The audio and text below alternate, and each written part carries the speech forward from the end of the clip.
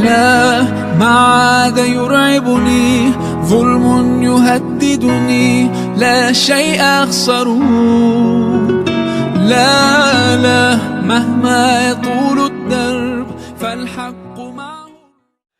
Bismillahirrahmanirrahim. Assalamualaikum warahmatullahi wabarakatuh. Alhamdulillahilladzi hadana li hadza wa ma kunna linahtadiya laula an hadanallah. Asyhadu an la ilaha illallah wahdahu la syarikalah wa asyhadu anna Muhammadan abduhu wa rasuluh. Allahumma salli wa sallim wa barik ala Muhammad wa ala alihi wa sahabatihi wa man da'a bi da'watihi wahtada bihadihi ila yaumiddin. Para bapak, ibu dan saudara-saudara sekalian jamaah salat maghrib Masjid Al-Azhar rahmatullah. Alhamdulillah kita bersyukur kehadirat Allah Subhanahu wa taala, kita dipertemukan kembali pada kesempatan ini, dan tentu saya mohon maaf karena mestinya sudah harus hari Ahad pada bulan yang lalu, yaitu pada bulan Januari, tapi qadarullah kita istilahnya kena giliran juga untuk merasakan apa yang sudah banyak dirasakan saudara-saudara kita, ya, yaitu sempat positif hari Ahad itu. Saya langsung telepon Pak Wito untuk menyampaikan itu, dan dia tanya kepada saya, ini diumumkan apa enggak Ustadz kalau antum COVID gitu. Saya bilang umumkan saja, karena virus itu bukan sesuatu yang aib. Ya.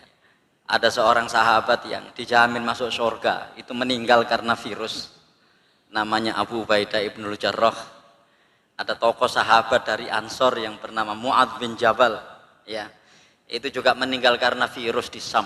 Namanya virus Ta'un waktu itu. Nah, sekalian, alhamdulillah sekali lagi kita bersyukur kehadirat Allah SWT atas nikmat untuk bisa melaksanakan kegiatan pada malam hari ini. Ibu sekalian, sebelum saya sampaikan materi ini, saya ingin mengingatkan kembali tentang sebuah hadis yang terkait dengan interaksi kita dengan Quran. Ya. Kenapa? Karena seringkali ada begini, ya. Jadi iku mau lho sing diterangno iku sakjane kok ana hubungane karo awake dhewe, misalnya begitu. Sehingga seolah-olah ayat itu tidak terkait dengan kita. Saya ingin mengatakan pada kesempatan ini bahwa interaksi kita dengan seluruh ayat Al-Qur'an, apakah ayat-ayat itu terkait dengan kita atau ayat-ayat itu seolah-olah tidak terkait dengan kita, maka itu semuanya bernilai ibadah di sisi Allah Subhanahu wa taala. Ini yang perlu kita cermati. Ya, misalnya ketika kita dalam kondisi seperti sekarang ini, kemudian yang diceritakan adalah kisah tentang ayat-ayat yang sama sekali nggak ada hubungannya. Nah, sehingga saya ingin mempertegas kembali bahwa ayat-ayat apapun, ayat-ayat manapun dari Al-Quranul Karim, apakah itu berhubungan langsung dengan kita atau seolah-olah tidak berhubungan dengan kita, interaksi kita dengan ayat-ayat itu semuanya itu bernilai ibadah di sisi Allah Subhanahu wa taala. Maka dalam sebuah hadis panjang, ya, yang diriwayatkan oleh Imam Muslim, Rasulullah itu bersabda begini, majtama'a qaumun fi baitin min buyutillah yatluna kitaballah wa yatadarasuna fi ma bainahum illa nazalat alaihimus sakinah, ya, wa ghasyiyat alaihimur rahmah wa haffat alaihimul malaikah wa dzakarahumullahu fiman indah. Yang artinya majtama'a qaumun fi baitin min buyutillah, tidaklah suatu kaum itu berkumpul di rumah-rumah Allah Subhanahu wa taala, yatluna kitaballah, yang mereka ini membaca ayat-ayat Allah, wa yatadarasuna fima bainahum, dan mereka ini saling mempelajari ayat-ayat Allah itu, illa, kecuali Jadi tidaklah mereka melakukan itu semuanya kecuali Allah Subhanahu wa taala akan menurunkan, iya kan? Menurunkan 4 keutamaan kepada mereka. Yang pertama-tama adalah nazalat alaihimus sakinah. Akan turun kepada mereka sakinah. Sakinah itu ketentraman. Cuma ketenangan dan ketentraman sakinah di sini, yang dimaksud dengan sakinah di sini adalah ketentraman dan ketenangan yang memiliki 2 hal sekaligus. Kaitannya dengan dunianya dan kaitannya dengan akhiratnya. Bapak sekalian, kalau kita lihat sekarang ini orang-orang barat, ya mungkin di sini ada yang pernah menjadi pengamat musik gitu kan. Itu ada musik-musik di barat itu yang dianggap ketika mendengarkan musik itu orang bisa tidur, tenang dan seterusnya. Sampai ada jenis musik itu yang dianggap mereka paling ampuh untuk bisa menenangkan mereka. Namanya Mozart. Ya kan? Namanya Mozart. Tapi ketenangan itu hanyalah sebuah ketenangan untuk bisa menjadikan mereka gampang tidur. Hanya itu. Ketenangan yang hanya sekedar menjadikan mereka kelihatan tenang saat itu. Sama dengan ketenangan-ketenangan yang dicari orang dengan nonton acara-acara komedi. Orang bisa tertawa. Tapi jangan-jangan yang tertawa itu hanya mulutnya, tapi hatinya tidak tertawa. Tapi kalau di sini kata Rasulullah, nazalat alaihimus sakinah, akan turun kepada mereka sakinah. Sehingga ayam wong mukmin iku salah satunya ketika membaca Quran. Tenangnya orang mukmin itu salah satunya ketika saling mempelajari Al-Quran. Jadi nggak mungkin ada orang mengatakan, sumpah aku mau maca Quran nih, ya gitu. Nek ana sing ngomong ngono, aku munafik. Karena munafik itu nggak pernah bisa tenang ketika dibaca-bacakan ayat Al-Quran. Kenapa mereka nggak bisa tenang ketika dibacakan Al-Quran?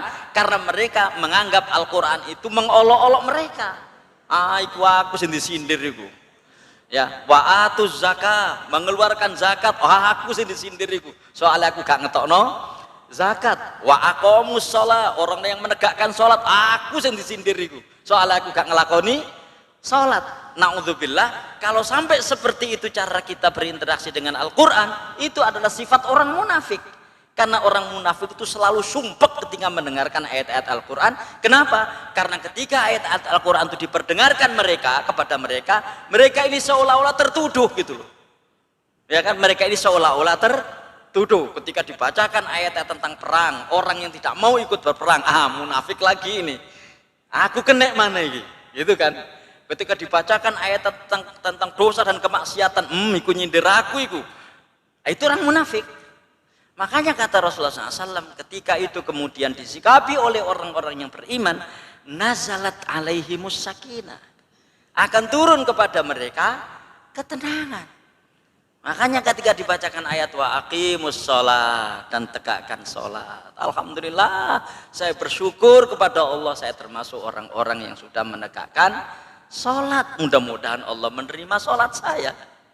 Wa atuz zakat, dan tunaikanlah zakat.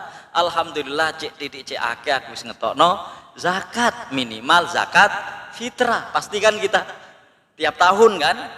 Dan begitu seterusnya. Jadi ayat-ayat Allah itu menjadi benar-benar menjadi pengobat hatinya untuk mengantarkan dan menghadirkan sebuah ketenangan.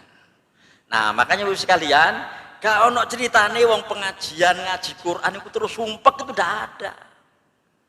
Ya ndak ada. Nah, itu nazalat alaihimus sakinah, apapun ayat yang dikaji. Ya, apakah ayat-ayat itu terkait langsung dengan dirinya ataukah ayat-ayat itu enggak terkait langsung dengan dirinya. Nah, ini watak orang beriman ini. Jadi nazalat alaihimus sakinah. Ya. Yang kedua, wa ghasyiyatuhumur rahmah. Allah Subhanahu wa taala ya, mereka akan diliputi oleh rahmat. Rahmat Allah Subhanahu wa taala. Ketika kemudian diliputi oleh rahmat Allah Subhanahu wa taala ini, minimal ada 3 yang akan dimiliki orang-orang yang beriman. Pertama, syarhus sadr. Ya kan? Dadanya itu lapang. Orang kalau melakukan syariat Islam itu harus dengan satu syarat, apa? Syarhus sadr. Man yuridillahu an yahdiyahu yashrah sadrahu lil Islam. Siapa yang Allah Subhanahu wa taala menghendaki mereka mendapatkan petunjuk, maka Allah melapangkan dadanya untuk mau melaksanakan Islam. Ya, makanya doanya Nabi Musa alaihissalam kepada Allah Subhanahu wa taala ketika diperintahkan menghadapi Firaun adalah Rabbishrahli sadri, ya Allah lapangkanlah dadaku. Gitu. Nah, yang kedua, orang-orang yang kemudian mendapatkan rahmat Allah Subhanahu wa taala ini adalah orang-orang yang akan memiliki i'tidalul atifiyah, kestabilan emosi. Emosinya itu tenang, stabil.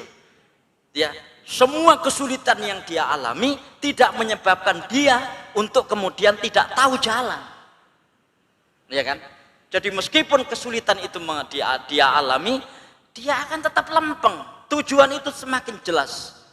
Kenapa? Karena biasanya tujuan itu menjadi tidak jelas ketika orang itu emosinya tidak stabil, sehingga dia tidak tahu apa yang harus dia lakukan. Nah, sekalian, ini ya, itu tadi yang saya katakan, karena kita sekarang tidak membahas bab itu, sementara sekarang hari-hari itu, yaitu tentang Isra dan Mi'raj. Coba kita bisa bayangkan, sebelum Rasulullah Isra dan Mi'raj itu mengalami berbagai macam kesulitan.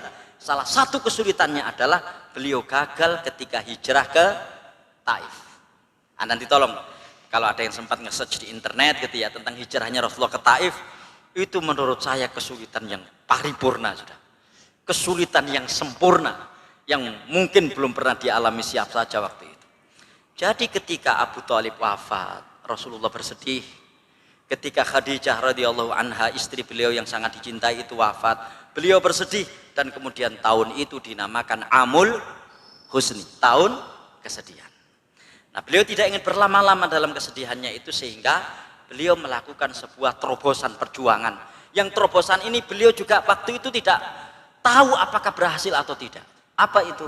Beliau hijrah ke Taif. Ya kan? Hijrah ke Taif. Ternyata ketika hijrah ke Taif itu cuma 2 orang waktu itu, karena itu penjajakan, ya kan, penjajakan. Yaitu yang pertama Rasulullah sendiri, dan yang kedua adalah Zaid bin Harithah. Kita lihat nanti di dalam buku sejarah itu tentang itu. Nah, ternyata mendapatkan sambutan yang sangat-sangat jelek, ya kan? Jadi orang-orang Taif ini dihuni oleh sebuah suku yang bernama Bani Thaqif. Jadi orang-orang Taif ini kemudian menyuruh anak-anak mereka ini keluar untuk melempari Rasulullah SAW dengan batu, sehingga hampir tidak ada bagian tubuh Rasulullah kecuali berdarah karena dilempari batu itu. Ya, jadi Zaid bin Harithah itu dipetengi teko ngarep, disawat teko nguri. Begitu. Zaid kembali ke belakang punggung Rasulullah untuk menutupi punggung beliau, dilempar dari depan. Begitu seterusnya. Ya. Sampai akhirnya waktu itu makhluk paling mulia sekeras malaikat itu bisa jengkel. Namanya malaikat Jibril. Waktu itu Rasulullah sedang berteduh, dan kemudian di atasnya ditutup ada awan, ya, yang menaungi beliau. Ya, disampaikan oleh malaikat Jibril kepada Rasulullah, Muhammad, apakah kamu mau? Ini ada malaikat penjaga awan dan penjaga gunung, ya, siap untuk menimpakan gunung ini kepada mereka. Nah, siapa yang pernah ke Taif, gitu ya, ketika umrah atau haji misalnya, maka di sana itu ada gunung. Yang gunung itu ditandai, itulah gunung yang mau diangkat malaikat untuk menimpakan itu kepada mereka supaya mereka hancur. Ada gunung itu dikasih tanda, ya nggak tinggi-tinggi amat sih gunungnya itu. Ya, sehingga akhirnya kemudian malaikat penjaga gunung ini langsung menyampaikan kepada Rasulullah, ya Rasulullah, apakah engkau ingin gunung ini saya timpakan kepada mereka supaya mereka hancur gitu. Kurang ajar mereka terhadap engkau gitu. Lihat apa kata Rasulullah. Ini sekalian ketika mendapatkan rahmat Allah Subhanahu wa taala itu. Beliau mengatakan, "La, tidak wahai malaikat gunung. Jangan. Justru aku menginginkan dari mereka, justru aku menginginkan Allah mengeluarkan dari mereka anak keturunan yang nanti akan menyembah Allah dan Rasulnya. Lihat bagaimana situasi sulit yang luar biasa itu tidak menggeser kestabilan emosi beliau untuk tetap berada di dalam sebuah cita-cita besar, yaitu menyuruh masyarakat untuk beribadah kepada Allah dan tidak mensekutukannya dengan sesuatu apapun. Ini hadis Bukhari. Ya, bunyi teks aslinya itu begini, la bal uridu an yukhrijallahu min aslabihim man ya'budullaha wa la yusyriku bihi syai'a. Tidak, wahai malaikat, jangan dilempar mereka dengan batu, jangan ditimpakan mereka dengan gunung ini, jangan. Justru aku menginginkan dari mereka, ya, Allah akan mengeluarkan dari mereka anak-anak keturunan yang akan menyembah Allah dan Rasulnya. Menyembah Allah dan tidak mensekutukannya dengan sesuatu apapun. Jadi lihat bagaimana di sini Bapak dan Ibu sekalian, situasi sulit yang beliau alami sama sekali nggak menggeser situasi emosinya itu, tetap stabil. Coba kalau kita begitu, wow yokat malaikat ketno ayo kurang ajar nih, wis kaplokono wis terus kurang ajar, kalau gitu pasti. Nah ketika itu terjadi, namanya memang tidak stabil ini emosi. Nah wa ghasyiyatuhumur rahmah yang nomor 2 itu i'tidalul atifiyah. Jadi stabilitas emosi, jadi emosi yang stabil, syarhus sadr, emosi yang stabil. Terus kemudian yang ketiga adalah sihhatul hadaf, sihhatul ghayah. Maksudnya orang yang mendapatkan rahmat Allah SWT ini, tujuan hidup ini semakin jelas, ya, dalam situasi apapun. Ya, dan itulah para nabi itu, kalau kita mau mencontoh dan berkutuah kepada mereka, semakin sulit situasi yang mereka alami, semakin jelas tujuan hidup mereka. Ya, bahwa tujuan hidup mereka kemana itu semakin jelas. Ihdinas siratal mustaqim itu semakin jelas. Makanya kita butuhkan ar-rahmah itu. Wa ghasyiyatuhumur rahmah. Ya, itu yang kedua, orang yang mempelajari ayat Allah dan membaca ayat-ayatnya itu. Yang ketiga, haffathumul malaika. Malaikat akan menaungi mereka. Ya, insya Allah ketika kita suka melakukan itu, mengkaji ayat-ayat Al-Quran, membaca Al-Quran, yang ada di sekitar kita ini insya Allah malaikat. Karena syaitan tidak senang dengan ayat-ayat Quran itu. Dan yang keempat, wa dzakarahumullahu fiman indah. Dan Allah Subhanahu wa taala akan menyampaikan kepada makhluk-makhluk yang ada di sisinya tentang apa yang kita lakukan ini. Artinya kondisi kita yang kita lakukan membaca Quran dan seterusnya ini, Allah akan membanggakan kita di depan para makhluknya. Itu hambaku membaca Al-Quran. Dan kebanggaan Allah kepada kita itulah yang kita butuhkan. Perhatian Allah Subhanahu wa taala kepada kita itulah yang kita butuhkan. Nah, di situ Bapak sekalian, di tengah satu masa di mana banyak orang yang lebih membutuhkan perhatian manusia daripada perhatian Allah, ya kan? Sekarang apapun yang menyebabkan orang itu memperhatikan kita, itu kan sering kita lakukan meskipun yang kita lakukan itu salah. Pokoknya yang penting aku diperhatikno, ya kan? Tapi kenapa ketika kita ingin diperhatikan Allah Subhanahu wa taala, kita tidak mau melakukan hal-hal yang Allah Subhanahu wa taala memerintahkannya kepada kita? Nah, sekalian, 4 itu ya keutamaan yang diberikan oleh Allah Subhanahu wa taala kepada orang-orang yang membaca Al-Qur'an dan saling mempelajari ya ayat-ayat Al-Qur'an itu satu dengan yang lain. Nah, sudah. Itu barangkali sebagai sebuah pengantar buat kita terkait dengan masalah Quran. Nah, sekalian, ini adalah judul yang mestinya pekan yang lalu kita sampaikan. Jadi kita masih terkait dengan sifat-sifat orang-orang Yahudi, yaitu saya ingin menyebut di sini klaim kebenaran untuk menutupi kedustaan. Nah, kita lihat nanti ya situasinya sekarang itu kira-kira nampak atau tidak. Ayat ini sengaja saya tambah dua yang pertama karena ini satu rangkaian. Ya, makanya ini adalah ayat yang ke-111 sampai dengan ayat yang ke-113. Di mana di ayat itu Allah Subhanahu wa taala berfirman, a'udzubillahi minasyaitonir rajim, wa qalu la yadkhulal jannata illa man kana hudan au nasara. Tilka amaniyuhum qul hatu burhanakum in kuntum shadiqin. Mereka mengatakan la yadkhulal jannata illa man kana hudan au nasara. Tidak akan bisa masuk surga kecuali orang Yahudi dan orang Nasrani. Tilka amaniyuhum, itulah angan-angan kosong mereka. Ya, qul hatu burhanakum. Katakan Muhammad, tunjukkan bukti-bukti kalian in kuntum shadiqin, jika kalian merasa benar. Ya. Bala, kuncinya di sini ini. Bala man aslama wajhahu lillah wa huwa muhsin falahu ajruhu inda rabbih wala khaufun alaihim wala hum yahzanun. Ya, bala, ya, tidaklah demikian.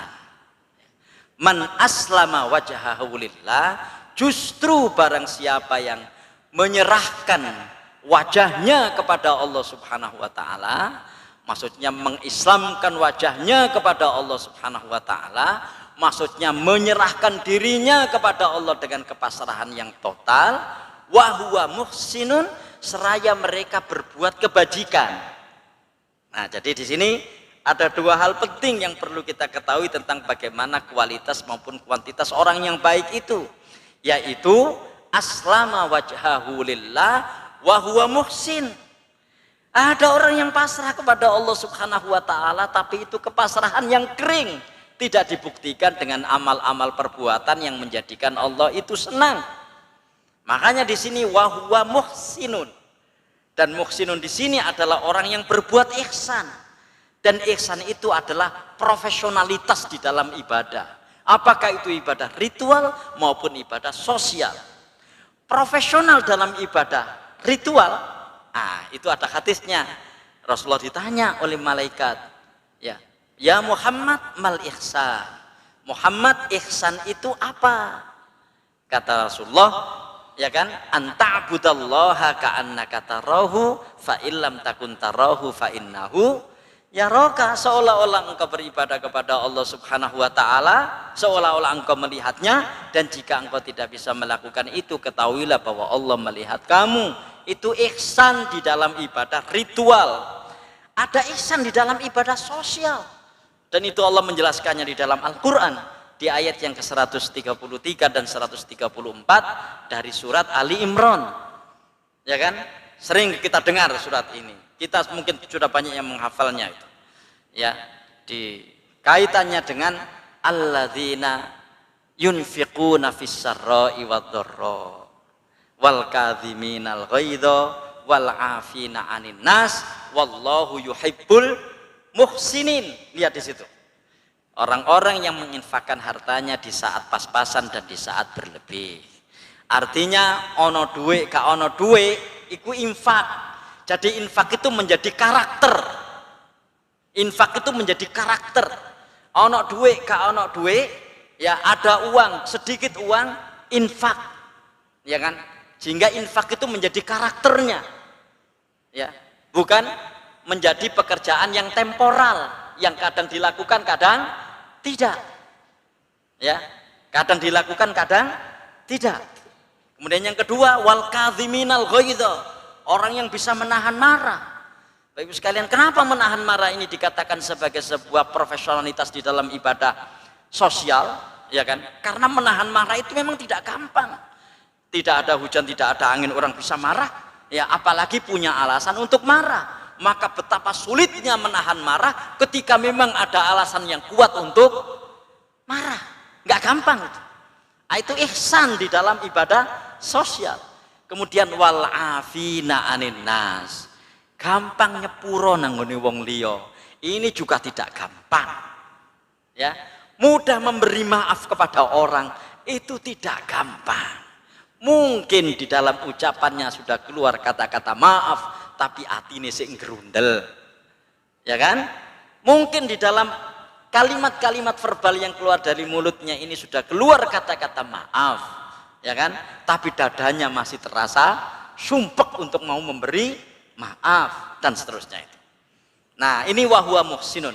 falahu ajruhu 'inda rabbih wala khaufun 'alaihim wala hum yahzanun. Maka bagi dia adalah pahalanya di sisi Allah dan tidak ada kekhawatiran serta kesedihan buat mereka. Sekalian, maksudnya wong sing beriman iku gak oleh sedih. Ndak boleh sedih. Sedih itu bukan karakter orang yang beriman. Karena semua kesedihan itu hanya akan menghasilkan sifat-sifat yang tidak terpuji. Ya, makanya jangan berlama-lama kita ini, ya kan, ketika berada di dalam suasana kesedihan. Dan inilah yang dilakukan Rasulullah ketika ditinggal wafat oleh istrinya, tinggal wafat oleh pamannya, dia segera melakukan perbuatan dan pekerjaan yang lain untuk mengakhiri kesedihannya ini. Karena sekali lagi kesedihan itu hanya menghasilkan hal-hal yang menjadikan jiwa ini semakin sakit. Kapan orang itu putus asa? Diawali dari kesedihan. Kapan orang itu stres? Diawali dari kesedihan. Kapan orang itu depresi? Diawali dari kesedihan. Dan tidak ada satupun orang yang kemudian bisa khusyuk ketika beribadah manakala dirinya sedang sedih. Itu. Manakala dirinya sedang sedih, karena orang yang sedih itu adalah orang yang khusyuk memikirkan sebab kesedihannya. Ya kan? Seperti misalnya orang yang tidak gampang menerima musibah ketika musibah itu datang. Ya, naudzubillah.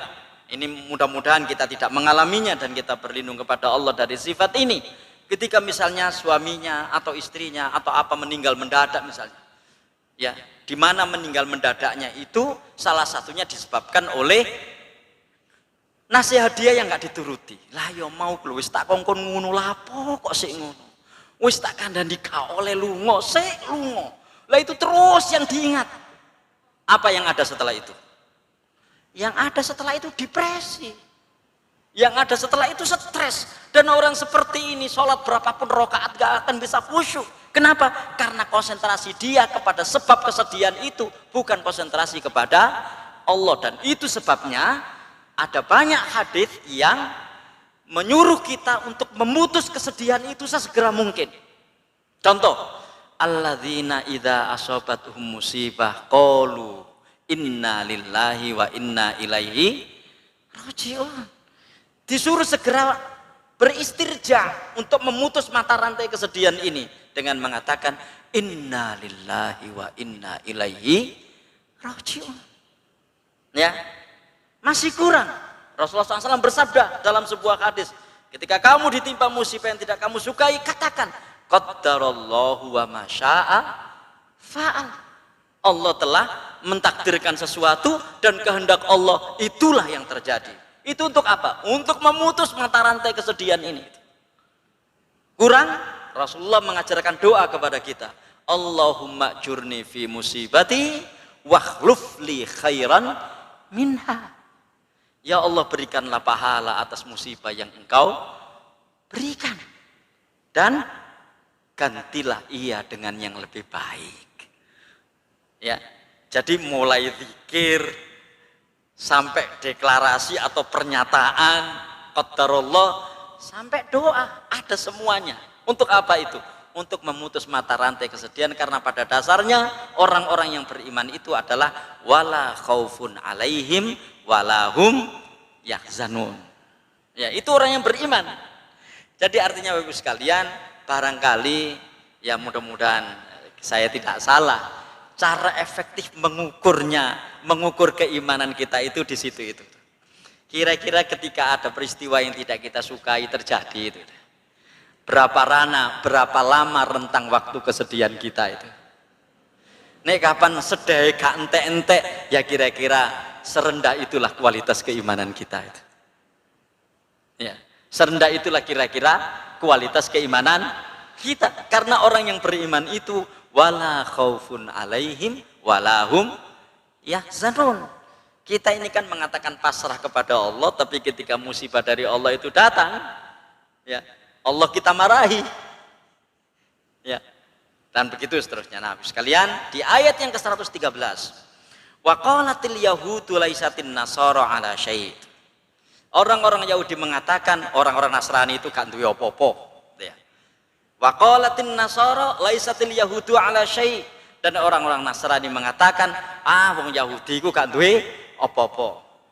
Ya, kadzalika qalal ladzina la ya'lamuna mithla qaulihim. Demikianlah mereka-mereka itu tidak mengetahui apa yang mereka katakan. Fallahu yahkumu bainahum yaumal qiyamati fima kanu fihi yakhtalifun. Ya, maka Allah Subhanahu wa taala akan menghukumi mereka di antara mereka pada hari kiamat terhadap apa yang mereka perselisihkan itu.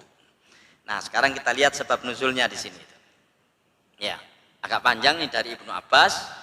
Ya, sekalian ini mungkin bisa kita lihat di tafsir Ibnu Katsir yang diriwayatkan oleh Imam Ahmad, ya. Qala lamma qadima ahlu Najran minan Nasara. Jadi ketika ahlu Najran dari Nasrani. Jadi ketika Rasulullah pindah ke Madinah, ya, itu ada kabilah Nasrani. Semuanya Nasrani, tumplek-plek Nasrani, gak ono Islami belas. Namanya Bani Najran. Ya kan, Bani Najran. Kalau Yahudi, itu banyak itu. Ada Bani Quraidah, ada Bani Qainuqa, ada Bani Nadir gitu ya. Itu orang-orang Yahudi gitu. Jadi ketika ya orang-orang dari Najran, dari orang-orang Nasrani ini datang kepada Rasulullah SAW, atathum ahbaru Yahud. Saat itu datanglah para rahib Yahudi. Rahib itu ulama, ya ulamanya Yahudi. Fatanaza'u inda Rasulillah sallallahu alaihi wasallam. Maka mereka kemudian berselisih di sisi Rasulullah sallallahu alaihi wasallam. Faqala Rafi'u bin Khuraimalah, ma antum ala syai'. Nah, seorang tokoh Yahudi mengatakan, ma antum ala syai'. Ya, jadi maksudnya kon niku gak iso lapo-lapo itu. Kamu ini gak bisa apa-apa Nasrani. Wa kafara bi Isa bil Injil, dan orang Yahudi itu kemudian kufur terhadap Isa dan kufur terhadap Injil yang dibawa oleh Nabi Isa. Wa qala rajulun min ahli Najran minan Nasara lil Yahud. Ya. Kemudian orang Nasrani dari Najran tadi mengatakan kepada Yahudi, dibalas, ma antum ala syai'. Kamu juga nggak punya apa-apa, nggak mampu apa-apa. Wajahadu nubuwata Musa, dan orang-orang Nasrani ini tidak mengakui kenabian Nabi Musa. Wa kafara bit Taurah, dan kufur terhadap kitab Taurat. Fa anzalallahu fi dzalika min qaulihima. Kemudian Allah menurunkan ayat terkait dengan perselisihan mereka ini. Wa qalatil yahudu laisatin nasara ala syai' wa qalatin nasara laisatil yahudu ala syai' wa hum yatlunal kitab. Nah, persoalannya Bapak sekalian, ketika mereka berselisih itu, masing-masing mereka ini punya kitab yang menjadi pedoman mereka, dan kitab mereka ini tidak bertentangan satu dengan yang lain. Kitab Taurat tidak bertentangan dengan kitab Injil. Kitab Injil nggak bertentangan dengan kitab Taurat. Tapi kemudian mereka bersengketa dan kemudian saling merendahkan satu dengan yang lain. Inilah ahlul kitab itu, saling merendahkan satu dengan yang lain. Maka jangan salah. Kalau kemudian mereka ini kita anggap bersatu, Allah mengatakan tentang mereka ini di surat Al-Hasyr, tahsabuhum jami'an wa qulubuhum syatta. Muhammad, kamu mengira mereka itu bersatu, padahal mereka itu bercerai-berai. Ya, mereka itu bercerai-berai. Nah, itulah yang terjadi pada masa itu. Nah, Bapak sekalian, kita lihat di dalam ayat-ayat ini ada klaim-klaim itu. Inilah yang kemudian saya ambil di dalam judul tersebut. Jadi ada klaim-klaim orang-orang ahli kitab untuk menutupi kedustaan mereka. Nah, ini klaim-klaimnya. Klaim-klaim kebenaran ahli kitab. Pertama, hanya mereka yang bisa masuk surga. Ya. Jadi swarga wis dikapling. Nah, saya ini Pak Wito, ada enggak ini kelompok Islam yang swarga wis dikapling? Ya kan, sehingga yang lain dikatakan neraka. Ya, makanya ada teman saya yang digitukan sama ada kelompok Islam gitu ya. Aku duwe surga dhewe gak surgane dekmu gitu. Ya kan? Ini watak Yahudi yang begini ini. Wa qalu la yadkhulal jannata illa man kana hudan au nasara. Artinya kan cek gampangnya ngapling swarga itu. Ya. Ya nek ngapling perumahan gitu, kita punya uang selesai persoalan. Ini ngapling swarga. Dan mereka mengatakan tidak akan masuk surga kecuali orang Yahudi atau orang Nasrani. Makanya Allah Subhanahu wa taala menyebut mereka dengan tilka amaniyuhum. Itu adalah angan-angan kosong mereka. Ya. Jadi surga itu sudah dianggap milik mereka. Nah, sekalian, inilah sebabnya maka kenapa kemudian sampai sekarang orang-orang Yahudi itu menganggap kaum muslimin itu budak mereka. Sampai sekarang. Karena itu kalau perlakuan mereka terhadap orang-orang Palestina seperti itu, ya saya kira wajar. Sehingga kalau kemudian ada orang yang dengan gigih gitu ya, mengungkap kebobrokan mereka dalam bab ini dari kalangan kaum muslimin, pasti akan dibunuh. Sehingga berapa kita lihat orang-orang kaum muslimin yang dibunuh oleh mereka karena mereka mengungkap kebobrokan mereka ini. Karena orang-orang muslim itu mengungkap kebobrokan mereka ini. Mungkin kita masih ingat ya tanggal 27 Mei tahun 19 berapa itu ya? Berapa Mas? 1986. Ada seorang ahli sains kaum muslimin namanya Ismail Rajai Al-Faruqi. Dia ini dosen di Pennsylvania University Amerika. Dia punya program di universitas itu Islamisasi sains. Ya, Islamisasi sains. Dan ternyata di situ banyak sekali menyinggung kebobrokan orang Yahudi dalam memahami kitab mereka sebagaimana yang diungkap di dalam Quran. Dibunuh dia di apartemennya sama bareng sama istrinya Lamia Rajai Faruqi.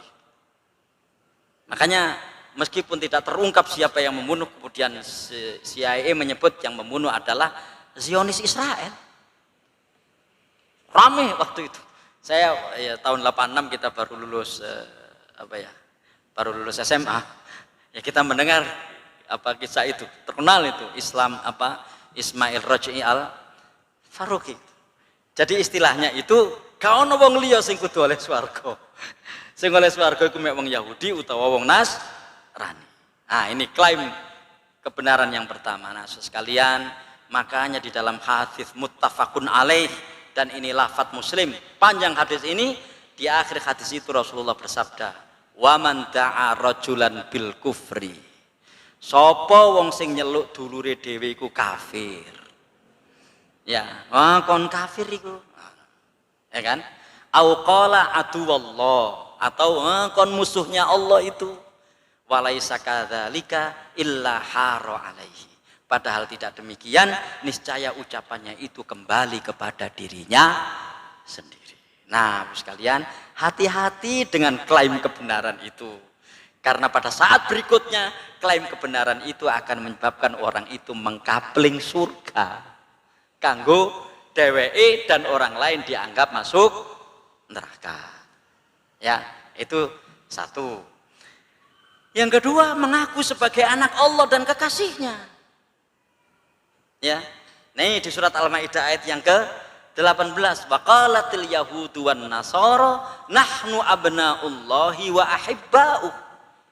Mereka mengatakan kami ini adalah anak Allah dan kekasihnya. Itu artinya mereka itu menganggap orang-orang yang paling dekat kepada Allah Subhanahu wa taala. Maka Allah berfirman, "Qul katakan Muhammad, falima yu'adzibukum bidzunubikum." Nek kon pancene anake Gusti Allah, kekasihnya Allah, kenapa Allah menyiksa kalian? Ya kan? Betapa banyak murka Allah telah ditimpakan kepada Bani Israel akibat keingkaran mereka. Dan Bapak sekalian, sampai-sampai ketika kemudian nabi-nabi mereka tidak menuruti kehendak mereka, nabi-nabi mereka menjadi musuh mereka. Nabi Zakaria mau dibunuh oleh mereka. Nabi Yahya dibunuh oleh mereka, masih bujang. Ya. Nabi Isa mau disalib oleh mereka. Karena tidak menuruti kehendak mereka. Itu. Nah, klaim kebenaran, ya kan?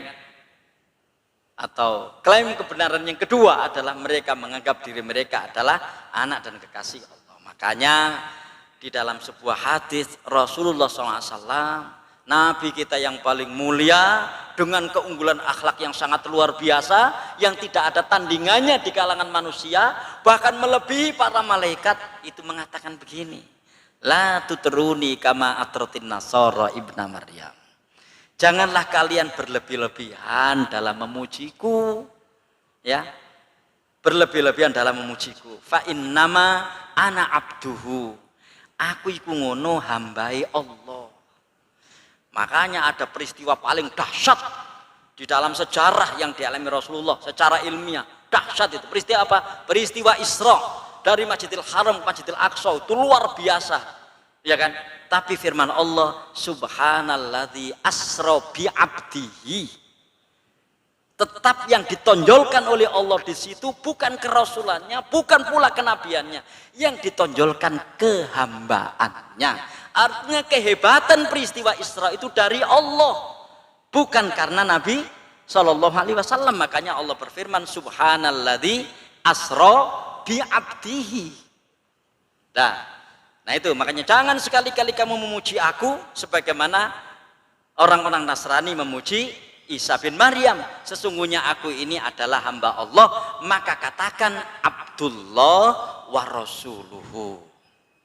Oleh karena itu di dalam syahadat kita sering bilang asyhadu alla ilaha illallah wa asyhadu anna Muhammadan abduhu wa rasuluh. Ya kan, hamba dan rasulnya. Itu sudah batas maksimal memuji Rasulullah. Jangan di atas itu. Jangan di atas itu. Karena kita tidak ingin berperilaku seperti orang-orang Yahudi. Ya.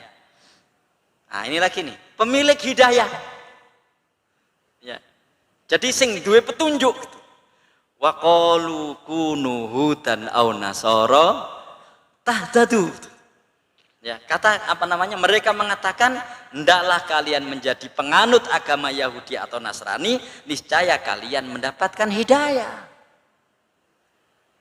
Ya kan? Mendapatkan hidayah. Jadi hidayah itu otomatis buat mereka.